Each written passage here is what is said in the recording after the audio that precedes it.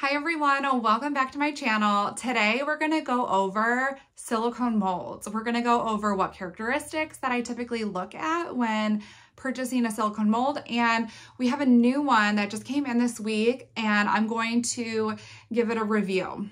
The three things that we're going to look at when giving a rating will be durability, design, and usability. When looking at the durability, we're gonna look at the strength of the material. There's all different kinds of silicone and quality thicknesses of different molds. So that's a big consideration when picking out a mold. Two, for design, we're gonna look at the uniqueness of the design, the elements of it. We're gonna look at whether or not there are any imperfections in the design. And also I think it's important to assess if there's structure that is built within the mold to support whatever it is. Like this one, for example, is a very tall mold. If it didn't have this support structure in it, it's gonna lean, it's gonna topple. When you have heavy material in it, that's what's gonna happen. So that's a huge consideration. And for the third, for usability, the ease of use I'm gonna look at. So is it easy to demold with a material? Is it going to make it more susceptible to breaks? I also want to look at how easy it is to clean this item. I spend so much of my time cleaning molds. After every single use, it has to be spotless. And also, like, what are the risks to having a lot of bubbles? I'm also specifically giving this review how this mold specifically does for Eco Resin. So whether it's Aqua Resin, which is what I use, Jesmonite, any Eco Resin, I would say this review would be applicable for. This was purchased through Amazon, and I will link it in my Amazon storefront under the mold section. So in case you want to use it for yourself, go right ahead. From my own research, I would say the large majority of molds are produced over in China. There are a lot of smaller businesses that do create their own molds, which I love and support as much as I can. And we do also make our own molds in-house, but there's a huge learning curve for making molds. I'm already noticing that I am excited about this mold because I notice that it's very thick and very sturdy, which I think is a crucial feature for a taller mold, one that's going to require more materials. The only thing that I was a little skeptical on was the middle part, if that was going to stay centrally located within the mold during the pouring process. So as you can see, when I'm pouring this, that it kind of flops around a little bit. But the more I was pouring it, the more I realized it was starting to kind of like even out. And you'll see that later when I finish. If you've worked with Eco Resin before, you know how susceptible it is to bubbles, which are little air pockets. And those always, without fail, will happen when there are little details within the molds. And this one has a lot of details. All those lines would really make it very susceptible to bubbles, which is why I did not fill it all the way up, because I knew how much work I needed to do to squeeze it and try to get all of those air bubbles out. So you can see I'm just kind of pinching and making the air come to the surface up at the top. I am also pretty impressed by the structural support that this mold has between the thickness and the support structure. It's actually holding up straight.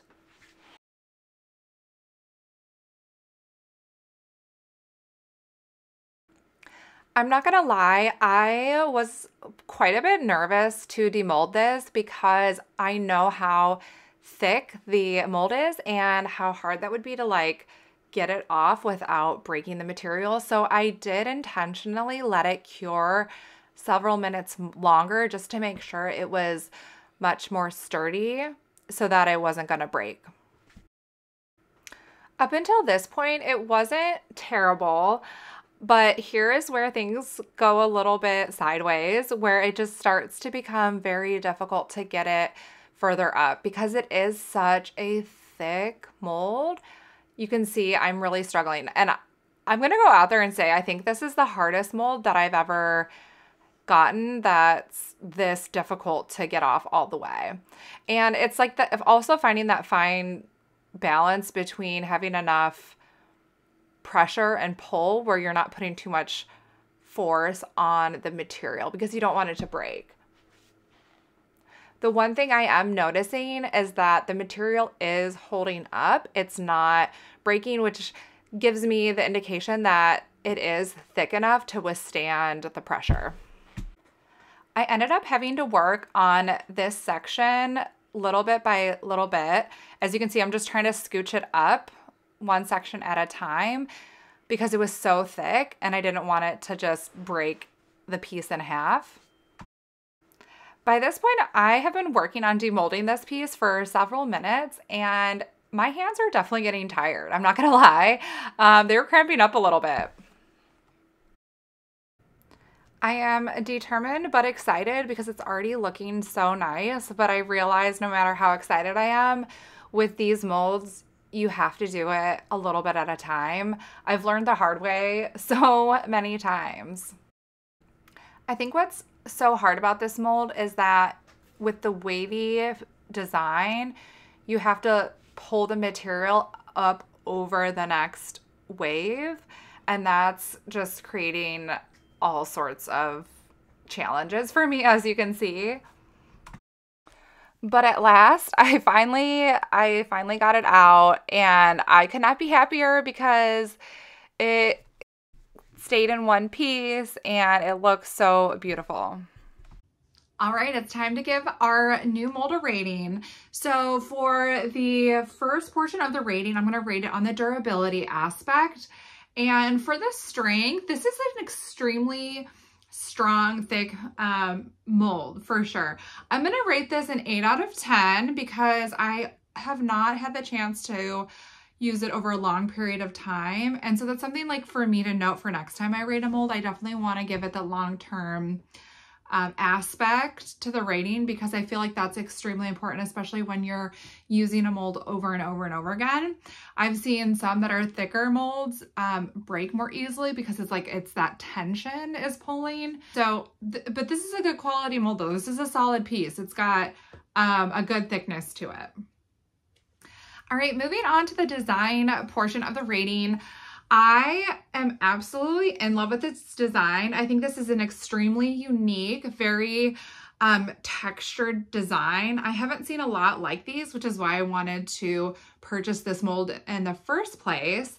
Now, one thing I do want to mention in terms of the design, I first noticed it looked like what were some imperfections in this item. And so what I actually did is I did a second version. So I did a second item because I wanted to double check. And if you look closely, we actually don't have those imperfections. And my feeling was that there was extra silicone in the mold in the first place and that caused those original imperfections. And so I'm not worried about that going forward. So I'm not going to knock that off the rating.